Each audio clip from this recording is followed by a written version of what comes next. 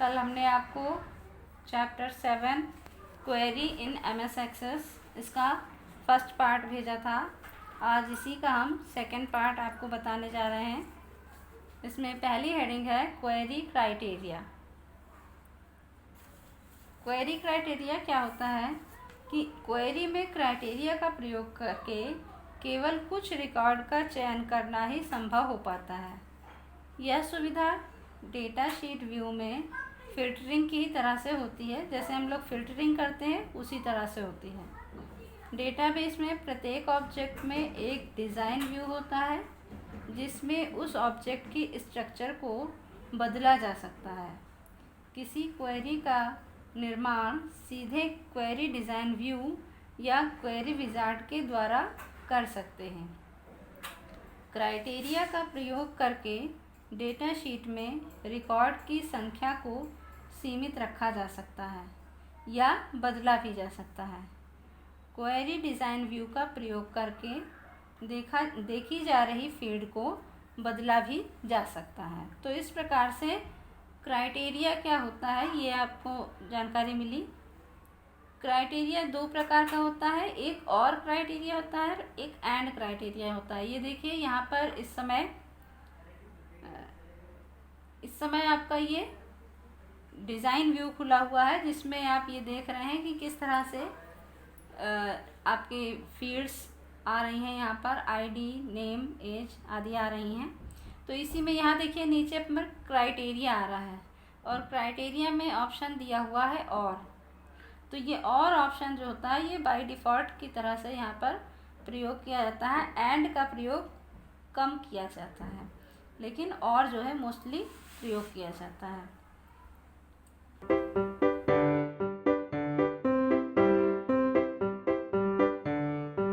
Heading है adding criteria to window with expression builder, यानी expression builder का प्रयोग करके क्राइटेरिया को कैसे हम विंडो में जोड़ सकते हैं। इसके लिए when designing query in a database, अर्थात जब एक डेटाबेस में किसी क्वेरी को डिज़ाइन किया जाता है तो क्राइटेरिया का प्रयोग जो हम करते हैं, अर्थात क्राइटेरिया को जो हम जोड़ते हैं वो उस क्वेरी को अधिक उपयोगी बना देता है। ऐसा करने के लिए हम निम्न स्टेप्स देखेंगे कि आगे क्या क्या काम करते हैं। इस समय ये डेटाबेस विंडो खुली हुई है, तो डेटाबेस विंडो में क्वेरी टैब को सेलेक्ट करते हैं और उसके बाद फिर से व्यू में जा कर के डिज़ाइन व्यू पर क्लिक कर देते हैं। तो ये आपका क्वेरी के लिए डिज़ाइन व्यू आ जाता है। फिर इसके बाद पहला स्टेप होता है कि क्राइटेरिया सेल में उस फील्ड का नाम लिख देते हैं या उस नंबर को लिखते हैं जिसे हमें मैच कराना होता है। अर्थात ये देखिए यहाँ क्राइटेरिया आ रहा है, यहाँ ब्लिंकिंग कर्सर आ रहा है। तो जैसे आईडी आपकी जो फील्ड है इसमें आप आईडी का नंबर लिख सकते हैं या नेम जो है उसमें आप अपने नेम लिख सकते हैं जो हमारे टेबल में था। तो जैसे मान लें अगर हमने यहाँ पर क्राइटेरिया में लिख दिया नंबर 1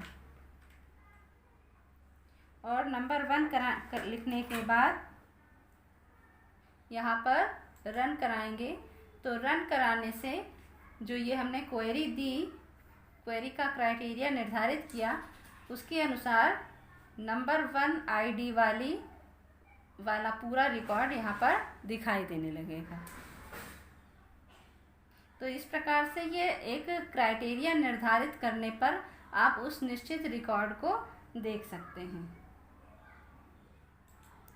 वापस आएंगे डिज़ाइन व्यू में और यहाँ पर अगर हम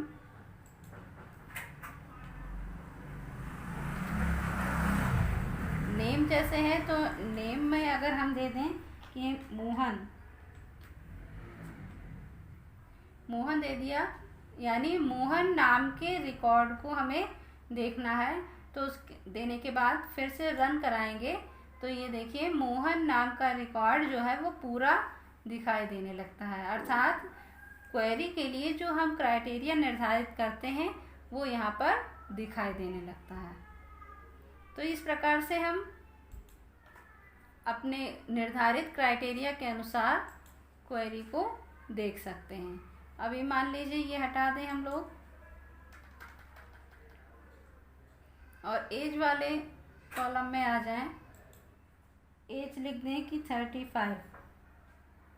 35 लिखने के बाद फिर से रन कराते हैं तो देखिए 35 एज वाला रिकॉर्ड यहाँ पर शो करने लगा। यदि हमको अपने क्वेरी से संबंधित एक्सप्रेशन तैयार करना है और उस एक्सप्रेशन को बनाने के लिए हेल्प की आवश्यकता पड़ती है तो उसके लिए यहाँ पर हम लोग क्राइटेरिया में आते हैं और यहाँ पर राइट माउस बटन क्लिक करते हैं तो ये एक डाउन मेन्यू खुल के आ जाता है और इसमें यहाँ पर बिल्ड ऑप्शन पर क्लिक कर देते हैं।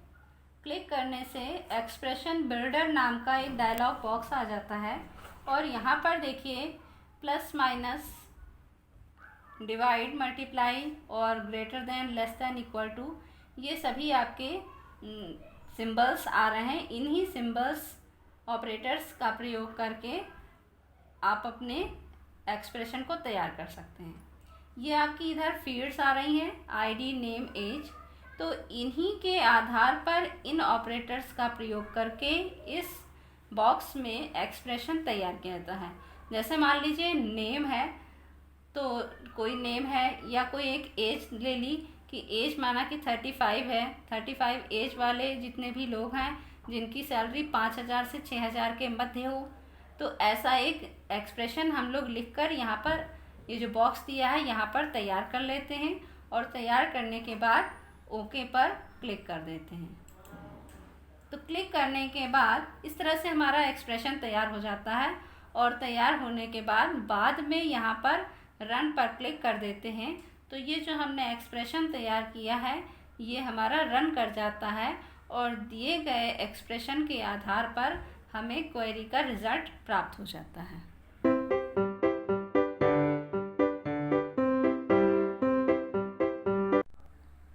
सॉर्टिंग करने के कई तरीके होते हैं। जो पिछले वीडियो में हमने आपको बताया था सॉर्टिंग का तरीका, वो डेटा शीट व्यू में कैसे सॉर्टिंग करते हैं वो था।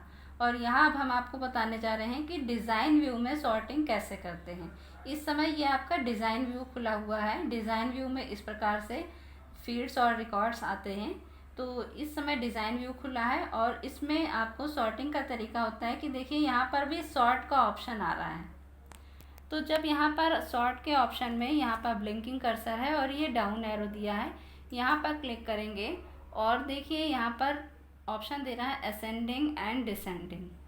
तो इनमें से कोई सा भी हम सेलेक्ट कर लें। मान लीजिए हमने डिसेंडिंग सेलेक्ट किया तो डिसेंडिंग ऑर्डर सेलेक्ट करने के बाद यहाँ पर फिर से उसी रन ऑप्शन पे जाएंगे और रन पर क्लिक करेंगे तो देखिए ये आपका जो रिकॉर्ड है ये डिसेंडिंग ऑर्डर में आ जाता है।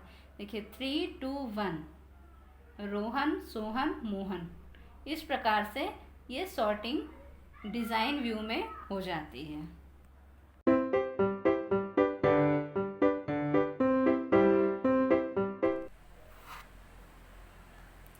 क्वेरी के द्वारा हम लोग किसी भी डेटा को एडिट कर सकते हैं, सॉर्ट कर सकते हैं, फाइंड कर सकते हैं या फिल्टर भी कर सकते हैं। यह क्वेरी फ़िल्टर की ही तरह होता है लेकिन फ़िल्टर से ज़्यादा पावरफुल होता है। ये इस क्वेरी में बार बार क्रिएट करने की आवश्यकता नहीं होती है। अर्थात अगर आपने एक बार क्वेरी क्रिएट कर ली है तो उससे आप कई क्वेश्चंस का आंसर प्राप्त कर सकते हैं।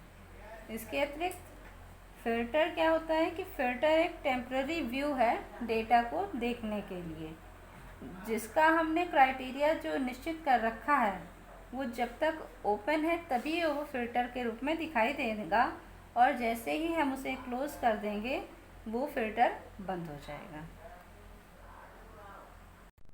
तो इस प्रकार से आज आपका ये chapter 7 query in MS Access पूरा हो गया है।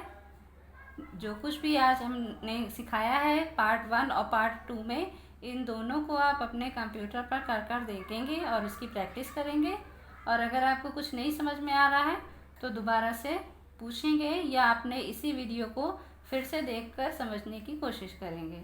अपने व्यूज़ कमेंट के रूप में हमारे पास भेजेंगे, जिससे हमको पता चले कि आप लोग देख रहे हैं या नहीं देख रहे हैं, ये पता चलता रहेगा। Okay, good bye.